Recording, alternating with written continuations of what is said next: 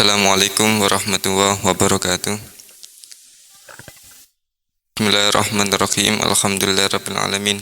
Hamdan yafi ni'amahu wa yukafi masjidah. Ya Rabbana lakal hamdu kama yanbaghi li jalalika wa adim sultanik. Subhanaka Allahumma la nuhsi sa'nan 'alaika anta kama asnaita nafsik. Wa ma sholli ala sayyidina Muhammadin al-fatih lima ughliq wal khatim lima sabaqa nasirul haqqi bil haqq wal hadi ila siratikal mustaqim wa ala alihi haqqa qadri miqdaril adim. Allahumma alimna ma yanfa'una wanfa'na bima 'allamtana zidna ilma walhamdulillahi ala kulli hal wa na'udzu billahi min hali ahli nar.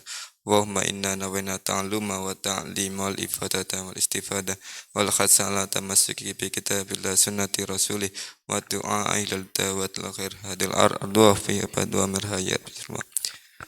Amma ba'du, yang kita hormati bersama jajaran Rektorat Universitas Filsafat dan semua sivitas akademika Universitas Filsafat. Yang pertama, saya mengucapkan terima kasih atas kepercayaannya kepada pondok pesantren sehingga diberi satu waktu untuk mengisi acara Kultum Ramadan atau Muhadharah Ramadhaniyah 2023. Di sini kita akan membawa materi judul Tips mencetak generasi ulama ala Kutubuturos di era generasi milenial. Karena ini belum ada layarnya sehingga kita baca secara individu saja. Kemarin di pekan-pekan sebelumnya, pekan pertama sudah banyak yang membawa materi tentang Ramadan sehingga kali ini saya tidak perlu membawa materi Ramadan karena sudah banyak yang disampaikan oleh pemateri sebelumnya. Sebelumnya akan saya mukadimai dulu betapa pentingnya generasi ulama atau generasi milenial, generasi berkualitas di era milenial ini, karena semakin banyak atau semakin hari semakin buruk kualitas peserta didik kita. Itu sebagaimana yang disabdakan oleh Nabi Muhammad SAW, la ya'ti alaikum zamanun illa alladhi ba'dahu syarum minhu hatta talqaw rabbakum. Yani setiap zaman, setiap peradaban baru, setiap hari ke depan tambah hari tambah semakin buruk generasi setelahnya. Untuk itu dalam kesempatan pada siang hari ini kita akan membahas bagaimana mencetak generasi ulama berdasarkan kitab-kitab turos. Ulama di sini itu bukan seperti Imam Syafi'i atau Imam Hanafi atau Imam Hambali, karena stoknya sudah habis. Maka ulama di sini kita mengikuti definisinya Kiai Haji Maimun Zubair, yakni minimal ulama itu yang bisa baca kitab, atau kalau kita mengikuti istilahnya Wikipedia ya panutan umat atau pemuka agama, orang-orang yang bisa mendidik umat dan lain sebagainya. Atau meminjam istilahnya Imam Ghazali ya, kullu man ta'allama mas'alatan wahidatan fahuwa min ahli ilmi biha. Yani orang yang belajar satu masalah saja itu bisa disebut sebagai ahli ilmi atau ulama dalam masalah itu. Misalkan dia paham masalah haid, dia menjadi ulama dalam masalah itu. Dia paham bab sholat, bab zakat, bisa jadi dia menjadi ulama dalam bab itu juga. Sehingga bahasa ulama itu masih bisa kita peroleh di zaman sekarang ini. Sekarang kita beralih ke bab nih, pembentukan karakter prawilada. Pembentukan karakter prawilada itu mempunyai peranan penting terhadap kualitas anak.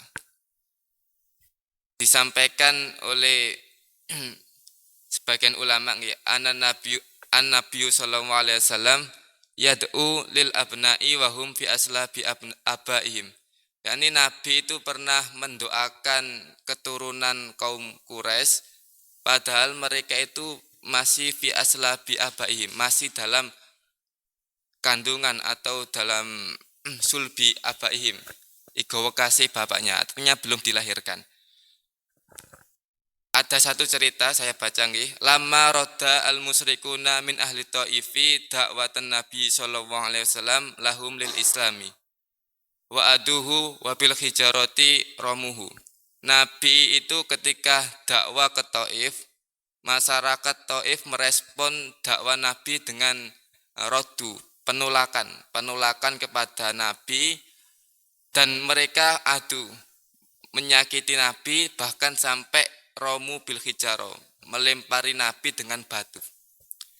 Kemudian arodo alaihi malakul jibal ayut biku alaihim akhsaben. Melihat kekasih Allah diperlakukan demikian, akhirnya malaikat jibal penunggu gunung Ahsaben itu dua gunung yang ada di Mekah, merespon tingkah laku kaum penduduk Taif tersebut agar ditumplekan saja dua gunung ini kepada penduduk Taif. Ingda qala an-nabiyyu al-musfiqu ar-rahim sallallahu alaihi wasallam, tapi Nabi berkata arju ayyukhrijaw min aslabihim maya'budu wahda wa la yusyriku bi syai'a. Ini saya berharap kelak Allah akan mengeluarkan dari sulbi mereka, dari sulbi itu keturunan mereka, orang yang menyembah Allah wahda wa la yusyriku bi syai'a, yang tidak menyekutukan Allah sama sekali. Ini betapa mulianya Nabi dalam keadaan diperangi atau dilempar batu, tapi beliau tidak membalas, bahkan mendoakan agar anak-anak mereka itu masuk Islam dan menjadi pembesar Islam juga. Terus waqad haqqaqahu ta'ala roja'an nabi bi islami abnaihim. Kemudian Allah benar merealisasikan pinta Nabi, keinginan Nabi, sehingga banyak dari gembong-gembong kafir Quraisy itu yang masuk Islam, seperti Abu Lahab yang melahirkan Ikrimah dan Abu Jahal, kemudian Khalid dilahirkan oleh Walid dan lain sebagainya. Banyak gembong-gembong Quraisy yang melahirkan orang-orang hebat dalam Islam. Ini diantaranya adalah doa Nabi. Makanya dalam kisah ini kita bisa mengambil ibrah, mengambil contoh. Misalkan anak didik kita belum berhasil, maka jangan sekali-sekali putus asa. Bisa jadi nanti anak dari anak didik kita yang akan menjadi penerus generasi terbaik kita. Itu yang bagaimana yang selalu dimotivasikan oleh guru-guru kita, Kiai Haji Abdul Mukhtar dan sebagainya. Terus untuk yang kedua adalah ajaran Nabi agar anak terbekali jiwa rebani. Pendidikan Islam itu bisa dimulai sejak masa-masa pembuahan atau hubungan rumah tangga. Ini sebagian ulama menebak atau memberi wacana kalau anak terlahir dengan jiwa robbani itu akan tidak bisa dipengaruhi oleh setan. Ini sulit. Sulitnya karena bahwa nafsu itu selalu bersamaan dengan setan. Sehingga ketika setan ini disingkirkan terlebih dahulu, kemudian membawa nama Allah jiwa robbani, maka anak ini akan terbekali jiwa robbani. Dan saya baca dulu ini keterangan dari Adfatul Muslimin. Kadzalika yursidu an-nabiyyu Muhammadun sallallahu alaihi wasallam al-muslimina lima fi solahul ibni mustaqbilan fayaqulu lahum law anna ahadakum idza ata ahlahu qala bismillahi Allahumma jannibna syaitana wa jannibis syaitana ma razaqna fayulatu bainahuma waladun fala yusibu syaitanu abadan. Muttafaqun alaih. Kemudian diberi komentar oleh beberapa ulama, wa fi hadza taujihun ila antakuna al-bidayatu rabbaniyatan la syaitoniatan. Yani dalam hal ini itu permulaan produksi anak bisa dimulai dengan sifat robbani, sifat kasih sayang pangeran, sehingga anak nanti terbentuk sifat robbani, bukan sifat syaitonia. Kemudian faida dzikirasmullahi ta'ala fi bidayatil jima'i usisa ma baina zaujaini ala taqwa fala yaduru syaitanu biidnillah. Yani ketika anak itu sama tadi diproduksi dengan menyebut nama Allah, maka anak terbangun atas jiwa ketakwaan kepada Allah yang mana setan tersebut tidak dapat membahayani anak tersebut. Kemudian tips selanjutnya memilih pasangan yang soleh dan soleha. Ini status orang tua itu sangat mempengaruhi tentang kepribadian anak. Ini sudah dikemukakan oleh ulama dulu. Kita baca dulu. Ikhtiaruz zaujati as-solehati. Memilih istri yang soleha. Yajibu ala zauji ayyuksina al-ikhtiyara inda zawaj. Fayang taki az-zaujata as-solihata datatin. Fa satakunu umman li auladi. Yani kalau suami nisbat seorang laki-laki itu bahasanya adalah yajibu, wajib. Wajib mencari istri yang soleha. Karena istri yang soleha itu satakunu umman li auladi. Dia akan menjadi seorang ibu dari anak-anak tersebut. Wa biha yata'assasu aulada wa min sadiha wa akhlaqiha yartadauna. Dari air susu ibu tersebut, wanita soleha tersebut dan akhlaknya anak-anak mereka itu menyusui. Sehingga perlu adanya wanita soleha sebagai ibu. Nanti ada beberapa cerita dan ibarat yang menjelaskan tentang wanita soleha. Kalau wanita itu beda. Wa kadzalika almar'atu yustahabu laha an takhtara li abnaiha aban solehan. Tatawafaru fi asifatu as-sabiqatu min dinin wa husni khuluqin. Tapi kalau wanita itu hanya yustahab, hanya sunnah untuk mencari laki-laki soleh. Karena pengaruh terpenting dalam rumah tangga itu seorang ibu. Seorang ibu sebaik apapun ibu nanti akan bisa mempengaruhi baik suaminya maupun anak-anaknya. Itu nanti banyak cerita-cerita tersebut. Saya ulangi lagi ya, kalau wanita itu kewajibannya adalah laki-laki kewajibannya adalah mencari istri soleha. Nanti definisinya istri soleha itu seperti apa, kriterianya seperti apa nanti kita jelaskan insyaallah. Tapi kalau wanita hanya sunnah mencari aban solehan, ayah atau suami yang soleh. Karena tadi seluk-beluk rumah tangga itu ada di perempuannya tadi. Dan reproduksi anak itu terbekali dengan jiwa ibu, sangat lengket dengan ibu, bukan dari ab.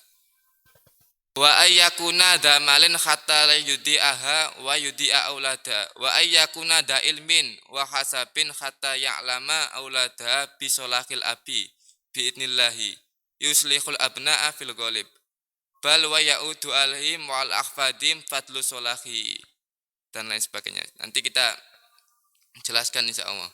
Kemudian istri dan suami adalah jalis, teman hidup. Bukankah ada anjuran berteman dengan atau berteman hidup dengan orang-orang yang soleh? Sebagaimana kutipan hadis Nabi, innama masalul jalisi soleh wal jalisi su kahamilil miski wa nafikhil kir. Perumpamaan berteman dengan orang soleh dan orang yang buruk itu seperti membawa misik dan besi, tukang besi atau peniup besi. Kalau hamilul miski imma ayakhtiyaka wa imma antabda'a minhu wa imma antajida minhu rihan thayyibatan. Orang yang membawa minyak itu meskipun kita tidak membeli, kita minimal kita bisa mencium harumnya, mencium aroma harumnya. Tapi kalau wanafikhul kir, pemahat besi atau tukang besi itu imma ayakhriko siyabaka wa imma antajidarihan khobisatan. Tukang besi itu bisa jadi akan membakar bajumu, bahkan selalu menyebarkan aroma yang tidak sedap. Ini sama. Ini hadis Nabi agar berteman dengan orang-orang soleh, tapi hadis ini diarahkan ke rumah tangga. Bagaimanapun teman itu paling enggak ketemu wayai ngopi atau wayai sekolah. Tapi kalau ibu rumah tangga suami istri itu setiap hari bertemu, tidur bertemu, setiap hari bertemu. Tapi kalau teman dan lain sebagainya itu kadang seminggu pisan atau beberapa. Lah, teman hidup itu anjurannya adalah dengan orang-orang yang soleh. Maka sudah selayaknya kita mencari pasangan hidup orang yang soleha atau kalau perempuan ya orang yang soleh, agar kita bisa bermujalasa dengan orang soleh setiap hari. Kemudian kalau kita menginginkan istri yang soleh dan istri yang soleha dan suami yang soleh, maka kita juga harus tahu diri. Tahu diri itu kita sudah soleh atau belum, kita sudah baik atau belum. Karena ayat, kita baca dulu, renungkan ayat di bawah ini, wanita yang baik milik laki-laki yang baik, begitu juga sebaliknya. Mari kita perbaiki diri kita untuk menggapai ridho Allah agar nantinya kita mendapat pasangan yang terbaik buat kita dan mencetak generasi yang baik pula. Karena sebagaimana ayat al-khabisatu lil khabisin wal khabisuna lil khabisat wa thayyibatu lit thayyibin wa thayyibuna lit thayyibat dan lain sebagainya. Sehingga ketika kita menginginkan wanita yang soleha, maka kita perbaiki diri kita sendiri, perbaiki diri kita dulu agar kita mendapatkan apa yang kita inginkan atau pasangan hidup yang kita inginkan. Kemudian ini tips memilih istri ala Kiai Haji Maimun Zubair. Ini yang kita rangkum di beberapa hari. Nek milih bojo iku sing ora patiya ngerti donya. Merga sepira anakmu soleh, sepira solehae ibuke. Nek kowe milih istri pinter donya, kowe sing kudu wani tirakat. Nek ora wani ya lorone istri sing ahli dzikir, kowe ini sing mikirno donya alias kerja. Kemudian dicontohkan beberapa contoh. Sahabat Abbas, Sayyidina Abbas, pamannya Nabi, itu mempunyai istri yang tidak suka dandan, tidak suka berhias diri. Nanti sampai sahabat Abbas, pamannya Nabi itu ketika mengajak istrinya keluar rumah itu malu karena nggak bisa dandan. Tapi barokahnya beliau nggak bisa dandan, barokahnya beliau nggak suka dunia, ke perhiasan dunia, itu beliau mempunyai anak namanya Abdullah yang menjadi tarjamatul Quran. Orang alim-alime sahabat yang bernama Abdullah bin Abbas yang digelari tarjamatul Quran, terjemahnya Al-Quran. Itu ulamanya sahabat. Ya barokahnya ibunya tadi.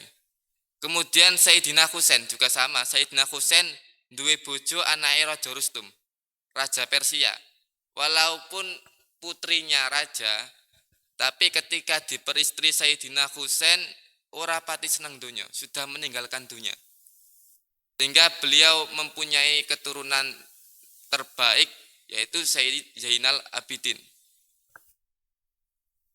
Ngalim-ngalime keturunannya Kanjeng Nabi yaitu Sayyid Zainal Abidin yang sholat 1000 rakaat. Kemudian ulama sarang, kemudian dari kiai-kiai siman juga demikian. Ibu-ibunya, ibu dalamnya, ibu nyainya itu enggak seberapa senang dengan dunia. Kemudian anak turunnya juga alim-alim semuanya. Kemudian contoh terakhir itu Syekh Yasin Padang, itu ulama Padang yang tinggal di Mekah. Punya istri tapi pinter dagang, kemudian dikaruniai 2 anak, satunya ahli bangunan, satunya ahli transportasi. Kedua anaknya tidak ada yang meneruskan perjuangan dari Syekh Yasin. Padahal Syekh Yasin itu musnidud dunia, musnid, ahli sanadnya ulama dunia. Guru-gurunya ulama Jawa yang di Mekah alim sekali. Syekh Yasin Padang. Kalau sanad kita sampai ke Syekh Yasin melalui 2 jalur kadang dari Kiai Siman, kemudian ke Sarang, baru ke Padang, ke ulama Mekah. Tapi barokahnya atau kesenangan istrinya tadi gara-gara suka berdagang, suka uang, mempunyai 2 anak yang sama-sama tidak bisa meneruskan perjuangan Syekh Yasin. Ini Monggo bisa diangen-angen di lingkungan kita seberapa pentingnya suami itu. Makanya kewajiban kita itu mencari istri soleha. Perhatikan saja di lingkungan kita, kalau istrinya rajin mengumpulkan uang, suka dengan uang, perhatikan anaknya bisa ngaji apa tidak, itu bisa dijadikan tolak ukur. Kemudian pesan Kiai Haji Ahmad Zaki Khadik, ini saya baca dulu nggih. Qala Asy-Syaikhu Ahmad Zaki Khadik Al-Jambani, ayuhat talibu ikhtari imro'atan solihatan min ajil khusuli ala duriyatin solihatin li'anna tifla al-adima yuladu min umin adimin. Ini wahai pelajar, santri-santriku, sebisa mungkin carilah istri yang soleha, wanita soleha, dengan alasan atau dengan keinginan li'ajil khusul, supaya anak-anakmu nanti menjadi anak-anak yang baik, duriyatan soleha. Karena li'anna tifla al-adima yuladu min umin adimatin. Karena anak yang baik itu dilahirkan dari rahim yang baik pula, dari ibu yang baik pula. Walaisa min abin adim, bukan dari bapak. Makanya kewajiban itu istri soleha. Istri soleha wanita hanya sunnah. Karena anak itu lahir dari rahim seorang ibu, bisa dibesarkan, bisa ngalim, bisa jadi mulia barokahnya ibunya. Terus kemudian pesan lagi kepada Kiai Haji Mahyam Zubair, jangan lupa ketika akad nikah hadirkan Nabi di hatimu, hingga kamu ingat bahwa beliau menyaksikan pernikahanmu. Dulu waktu kita menikah juga dipesani oleh guru kita, semua santri-santrinya saya kira juga dipesani, kalau mau akad dibisi di telinga, ingatkan Nabi, hadirkan Nabi di pernikahanmu.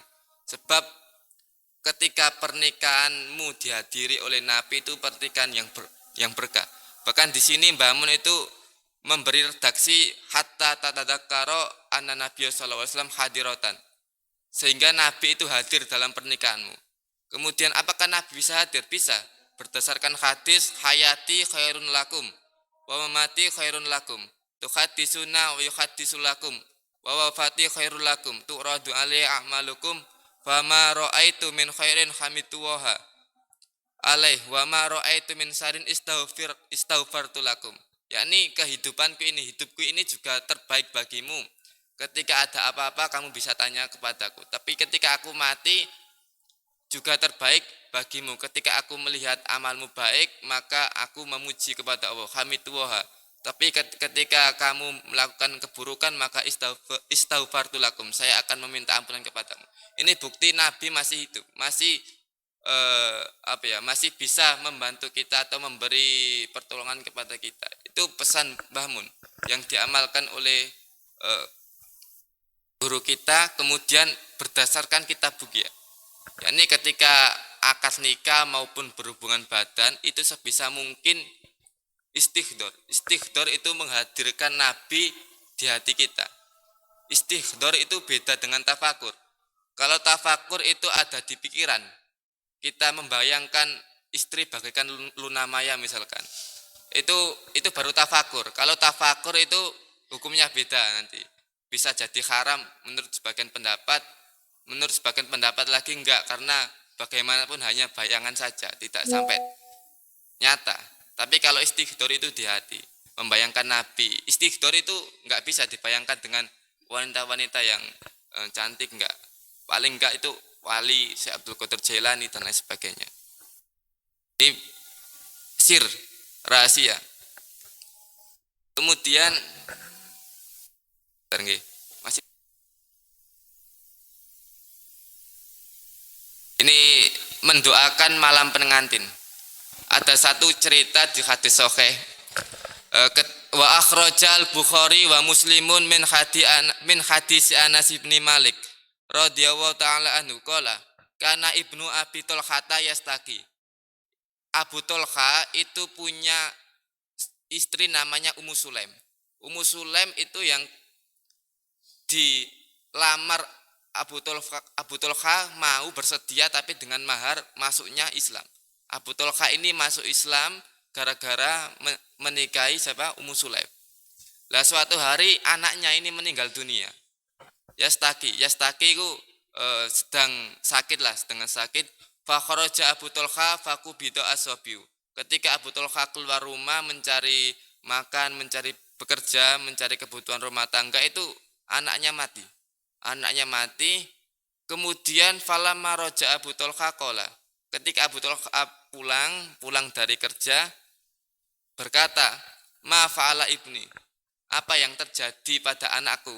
Kemudian qalat Ummu Sulaim huwa askanu mimakana.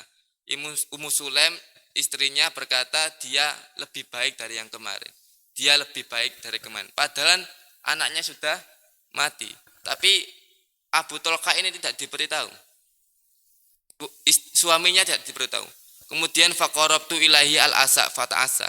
Kemudian saya menyuguhkan makanan agar suami saya ini mau makan malam. Kemudian summa asoba minha falama faroko kolat warau asobia. Kemudian baru setelah makan, setelah istirahat tenang, kemudian Ummu Sulaim ini baru memberitahu kepada Abu Tolha kalau anaknya sudah mati. Kemudian Abu Tolha kagetnya bukan main, falama asbaha Abu Tolha atau Rasulullah SAW pakbaru. Enak-enak istirahat, mari makan, kemudian diberitahu anaknya sendiri itu sudah meninggal. Itu kagetnya bukan main, sehingga beliau langsung lari ke Rasulullah SAW. Kemudian bercerita kepada Rasulullah, terus faqala Rasulullah SAW, arostum alayata. Pada malam hari, apa kamu sudah berhubungan badan? Sudah melakukan hubungan badan? Terus qala na'am, enggih. Enggih Nabi. Tadi malam kami juga sempat melakukan hubungan suami istri. Padahal anaknya sudah enggak ada. Qala Allahumma barik lahuma fawaladat gulaman. Faqala li Abu Tolha ikhmalu hatta ya'ti bin Nabi. Kemudian Nabi mendoakan Allahumma barik lahuma. Semoga keberkahan, ya Allah, berkailah kedua orang ini, kedua mempelai ini. Kemudian beliau ini nanti yang melahirkan Abdullah, dan Abdullah ini melahirkan 9 orang yang semuanya hafal Quran, semuanya jadi ulama, jadi orang top. Dan semuanya ulama itu sepakat karena keberkahan dari doa Nabi ketika Abu Tolha dan Ummu Sulaim ini berhubungan suami istri. Ini sekali lagi wanita terbaik. Ketika suami dalam keadaan capek, enggak langsung diberi istri kalau anaknya wafat. Dibiarkan dulu. Istirahat dulu, tenang, kemudian diajak bermain dengan istrinya, baru kemudian si laki-laki tenang diberitahu. Itu kagetnya enggak seberapa. Kesalnya enggak seberapa. Ya tetap kesal tapi tidak seberapa dibanding dengan perasaan yang sebelumnya. Inilah wanita yang terbaik. Wanita terbaik itu selalu melahirkan generasi terbaik pula. Kemudian istighfar ini sudah kita baca nggih. Kemudian sekarang tarbiyah dalam kandungan dan melahirkan. Setelah tadi keterangan tadi itu masa tarbiyah, masa pendidikan anak sebelum anak dilahirkan. Sekarang ketika anak dalam kandungan dan juga dilahirkan. Kemudian makanan halal nggih. Qala Sayyidi Syekh Abdul Qadir Al-Jailani radhiyallahu taala fil gunya. Wa idza dhaharat amaratun wa idza dhaharat amaratu hablil mar'ati falyusaffi gidaaha minal harami wasubati. Ini tadi sebenarnya mau kita tampilkan di set layar tapi enggak ada pesertanya sehingga enggak perlu. Ini kita juga pakai PowerPoint sebenarnya. Bisa dilihat bersama-sama tapi tadi enggak ada listrik jadi mohon maaf enggak bisa disampaikan. Sebenarnya enak disemak, saya juga enggak tahu kalau disemak orang. Ya. Pertama nasihat dari Syekh Abdul Qadir Jailani itu ketika ada amaroh. Amaroh itu tanda-tanda istri mengandung, istri sedang bobot. Itu sudah selayaknya falyusaffi gidaaha minal haram wasubah. Seorang ibu sebisa mungkin menjauhi makanan-makanan yang bersifat haram dan subhat. Sebisa mungkin. Jangan sampai tidak, karena pengaruh makanan haram itu sangat banyak sekali dalam kebiasaan anak kelak. Anak kok kakean dipangani haram itu bluditan, beling, kadang mantah. Itu sahih berdasarkan hadis Nabi kullu lahmin nabata min suhtin fanaru aula. Karena daging yang tumbuh dalam keburukan makanan haram itu neraka lebih berat. Makanya yakhluqa alwaladu ala asasin la yakunu lisyaitani alaihi sabilun. Wal ula ayyakuna min khinis zafaf. Yang lebih utama adalah ketika nganten. Pas jadi nganten sebisa mungkin si suami juga bekerja dengan tenang, dengan halal. Si istri juga mensupport laki-lakinya, suaminya agar bekerja dengan baik. Mas, saya ini tahan lapar. Dan saya ini enggak tahan dengan api neraka. Semen pulang bawa rezeki juga saya akan syukuri, saya akan terima. Kalaupun tidak bawa uang juga kami enggak apa-apa. Itu karena kita ini masih bisa tahan lapar, kami tidak tahan api neraka. Itu nasihat ulama atau pepatah yang disampaikan oleh wanita dulu. Wanita dulu itu kalau mensupport suaminya demikian. Bahkan ada cerita Imam Hasan Basri itu pernah ke Mekah berjumpa dengan penjual kain. Penjual kain tadi itu suka sumpah. Demi Allah barang saya ini baik, demi Allah barang saya ini baik. Barang saya ini paling baik di pasar ini. Imam Hasan Basri diam saja, tidak merespon. Akhirnya Imam Hasan Basri tahu kalau penjual sering sumpah itu penjual yang enggak baik. Berdasarkan Islam enggak baik. Akhirnya Imam Hasan Basri pindah ke toko lain dan beli di toko lain. Kemudian setelah pulang ke tanahnya 4 tahun kemudian Imam Hasan Basri ke Mekah lagi untuk berhaji. Kemudian bertemu dengan laki-laki tadi dalam keadaan yang berbeda. Kemudian ditanya, dulu kamu suka bersumpah, suka memuji baranganmu sendiri, daganganmu sendiri kamu puji-puji, menjelekkan dagangan orang lain. Sekarang kok kamu berubah? Iya, karena saya dulu punya istri, ketika saya pulang membawa sedikit rezeki diremehkan. Ketika membawa banyak dianggap kecil. Kemudian Allah mewafatkan istriku, akhirnya saya menikah lagi, bertemu dengan wanita kedua ini. Ketika aku membawa rezeki sedikit, mereka bersyukur. Mereka menganggap banyak. Ketika saya pulang tidak membawa rezeki, saya dibantu berusaha memintal kain, bekerja dan lain sebagainya. Ini support dari seorang istri itu mempengaruhi baik buruknya suami di lapangan atau di pekerjaan. Kalau suaminya, istrinya nuntut banyak, maka si suami mau nggak mau akan nerjang perkara haram. Perkara haram saja diterjang, apalagi subhat. Itu banyak.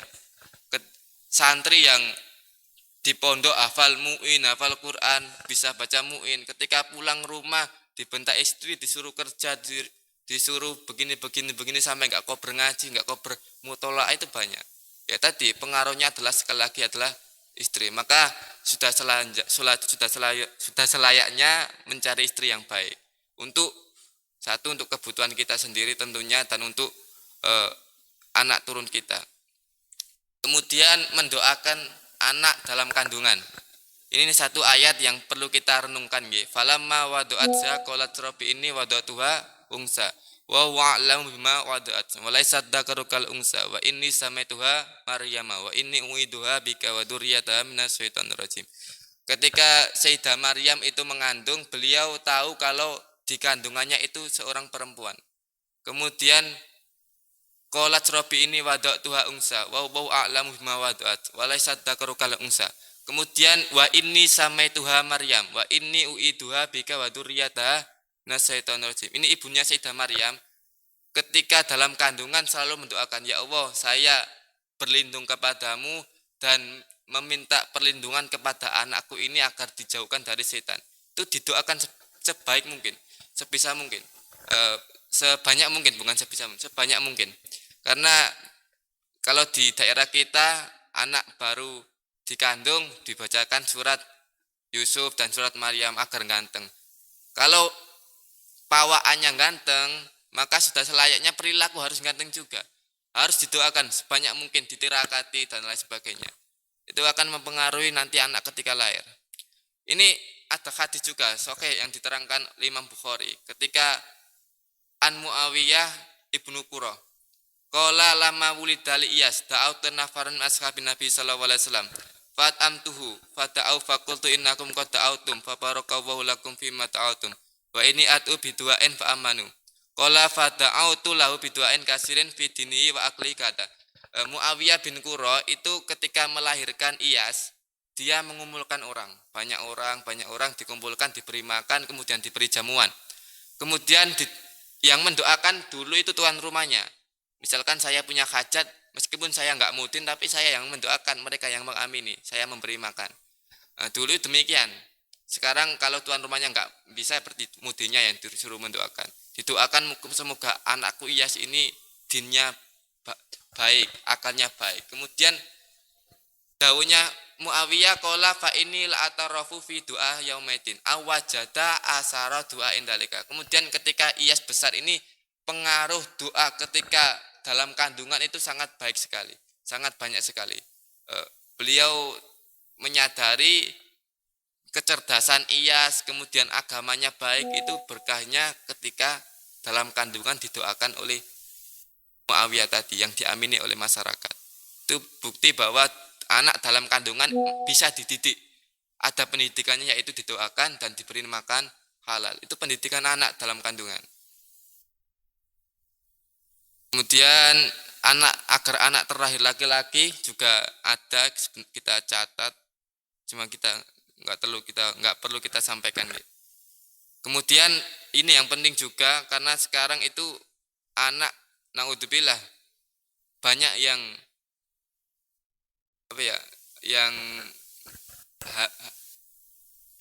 hamil di luar nikah ya. Mohon maaf ini hamil di luar nikah karena salah pergaulan. Agar menghindari ini banyak apa sedikit. Ada lah ya, meskipun nggak banyak, ada anak-anak Indonesia yang kebetulan kepleset hamil di luar nikah. Ini agar anak tidak terjerumus, terpleset sampai zina, naudzubillahi min syarri dzalik. Itu anak ya fayam bagi ayyukra ala rusil maulud suratal qadar. Anak dibacakan surat qadar. Surat qadar ku inna anzalnahu fi lailatul qadar. Faqad balagona anha idza quri'at wa yatul qari ala rusil maulud lam yazni fi umrihi abada. Ketika surat Lailatul Qadar dibaca, kemudian yadul qari ala roksi, tangannya ada di kepalanya si anak, itu anak biidnillah tidak akan melakukan zina seumur hidupnya. Itu amal ini yang diamalkan oleh guru-guru kita. Ketika mengajak anak sowan, biasanya dijemok ndase, di bun-bune, dicekel misalnya, cekel cek terus didengani. Itu berdoanya apa? Surat Lailatul Qadar. Kemudian nyidam wanita hamil. Wanita hamil itu nyidam itu benar apa tidak?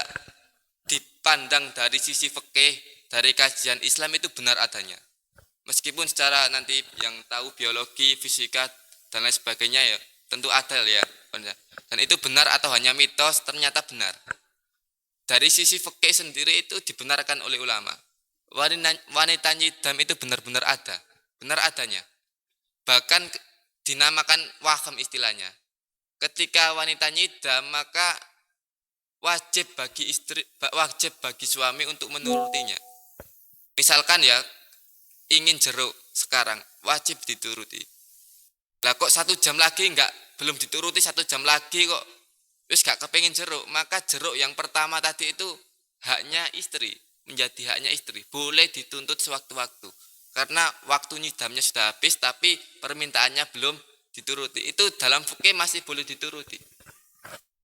Karena saking perhatian Islam ini yang terakhir.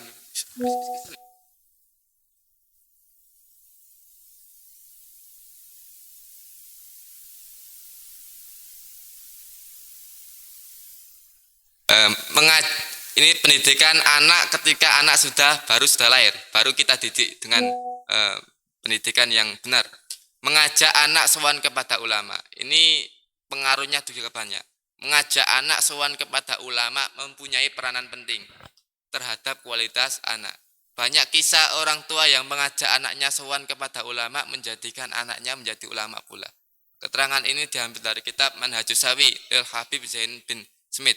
Qala Sayyiduna al-Imam Idrus bin Umar al-Habsi. Nafa'ana wabi.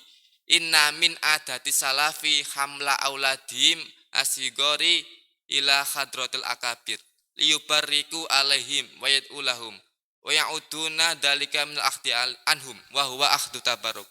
Dulu Mbah Mun juga pernah diceritakan Mbah Mun ketika kecil diajak ayahnya sowan ke Mbah Jampes, Mbah Iksan Jampes. Gus Bahak dulu juga masa kecilnya diajak bapaknya sowan-sowan ulama. Kemudian Nyai juga waktu masih kecil diajak sowan-sowan ke ulama. Itu keberkahan sowan ulama, sowan saja itu mendapatkan peranan penting dalam kualitas anak. Anak itu mendapatkan keberkahan dari akabir, ulama yang disowani tadi. Ada kisah juga dari Imam Ghazali. Imam Ghazali alim yang digelari Hujatul Islam, yang digelari Mujaddid. Kealiman beliau diantaranya adalah sebab ayahnya sering ziarah ulama. Imam Ghazali yang mendapat gelar Hujatul Islam juga Mujaddid kurun abad ke-5 dan saudaranya Imam Ahmad. Keduanya begitu alim, diantaranya adalah sebab ayahnya yang sering sowan kepada ulama. Diceritakan ini ada kisahnya, nggak perlu saya baca untuk menyingkat waktu. Intinya kealiman Imam Ghazali itu barokahnya ayahnya. Dijak sowan. Ayahnya sendiri itu senang sekali mujalasah dengan orang soleh, mengkhidmati orang soleh itu senang sekali. Berkahnya kepada anak, sekali lagi berkahnya kepada anak. Kemudian mentahkik anak ditahnik itu di kurma, dinyanya kurma kemudian digelet cetak dan mendoakan keberkahan anak. Tapi yang nahnik yang soleh, jangan kemudian akhirnya suruh nahnik yang enggak.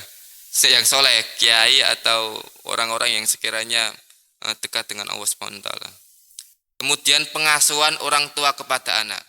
Bagi orang tua hendaknya memperhatikan anak sejak dilahirkan. Anak adalah amanah. Jangan biarkan anak diasuh oleh wanita yang tidak soleha. Sebab ASI yang dari sesuatu yang haram tidak akan berkah. Ini lagi-lagi tugasnya seorang istri, berat. Seberapa pentingnya ibu itu terhadap anak itu ya tadi kualitasnya anak. Sakpiro solehai ibumu ya sakpiro iku solehai anak. Amma riyadotuhum wa ta'dibuhum fayam bagil lil walid ayyuraqiba waladau min khini wiladati li annau amnatun ingdau fala yasta'miluhu illa fi hadonatil mar'ati solehah. Sebisa mungkin kalau misalkan nggak bisa ngeramut karena ibunya sibuk dosen atau sibuk ngajar, sibuk kerja dan lain sebagainya, itu jangan sampai dihadona, diramut oleh orang yang tidak berpendidikan atau tidak tahu halal haram. Karena li anal labanal hasila minal harami la barokatafi. Karena orang ngawur, wong ngomong kadang ngawur. Gak anaknya disusoni ya nek susoni wong soleha. Nah nek wonge makanan haram dipangan, subhat dipangan, keberkahan ke anak itu bahaya. Itu yang dilakukan oleh Imam Juwaini. Nanti ada ceritanya. Imam Juwaini niku punya anak namanya Imam Haromen. Imam Haromen itu ketika kecil digendong sama orang jaria, bahasanya itu jaria itu budak. Kemudian Imam Juwaini ngerti, Imam Haromen kecil nangis, kemudian lumrahe wong cilik nangis kan disusoni, langsung disusoni ngono ae. Mbok gak ngerti anake mbok ora disusoni.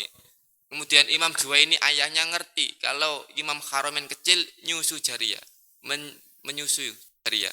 Akhirnya kemudian Imam Haromen fahtatofahu minha sumana kasara sawu masahabat nau adkhala asbau fi mami. Sampai wetenge iku ditekan lambene diogok-ogok sebisa mungkin asinnya itu harus keluar. Karena waroknya Imam Juwaini.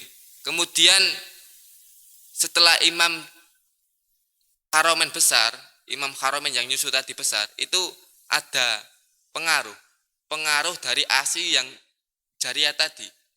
Beliau mengalami kabwa itu sikolun filisan finadoro. Pelu atau pokoknya ketika debat beliau mengalami sedikit gangguan bicara gitu. Terus pokoknya abot ngomong itu abot. Itu tersendat. Pikiran beliau tersendat ketika ditanya apa yang menyebabkan terjadinya itu. Ini berkah sisa dari air ASI yang dulu pernah saya susu di jariyahnya ayah. Wanita lain yang bukan ibunya memberi susu Imam Haromen sampai sudah diludahkan, demikian itu masih menyisakan. Nah ini nyata, ini diceritakan oleh banyak ulama. Kemudian Imam Syafi'i juga demikian. Imam Syafi'i itu ayahnya Imam Syafi'i iki wis suwe ta.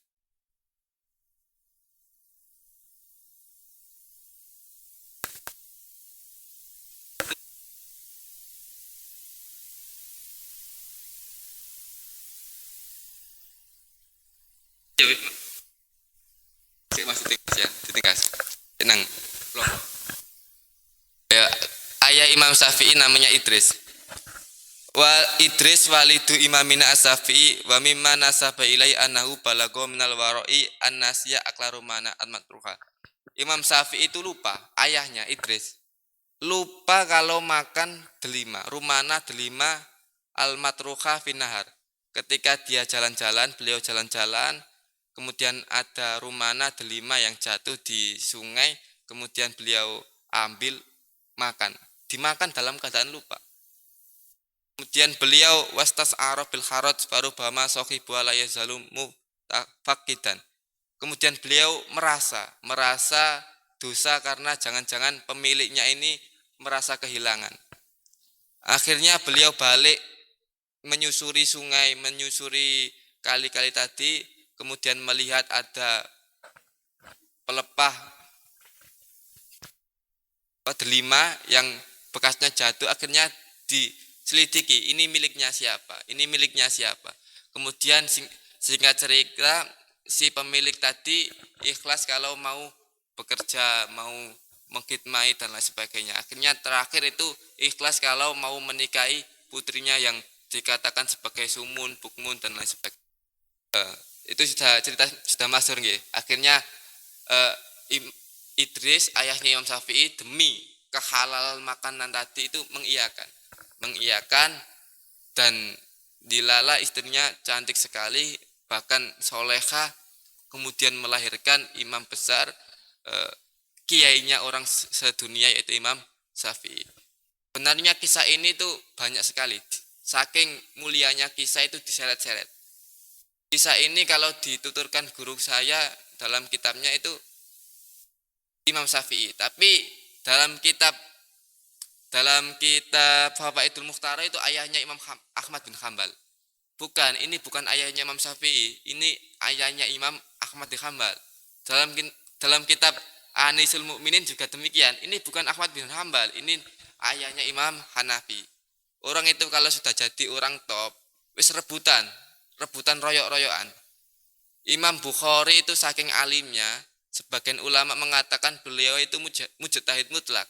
Tapi oleh madhabnya Syafi'i diakui. Imam Bukhari itu madhab kita, madhab Syafi'i. Oleh madhab Maliki diakui. Bukhari itu madhabnya Maliki.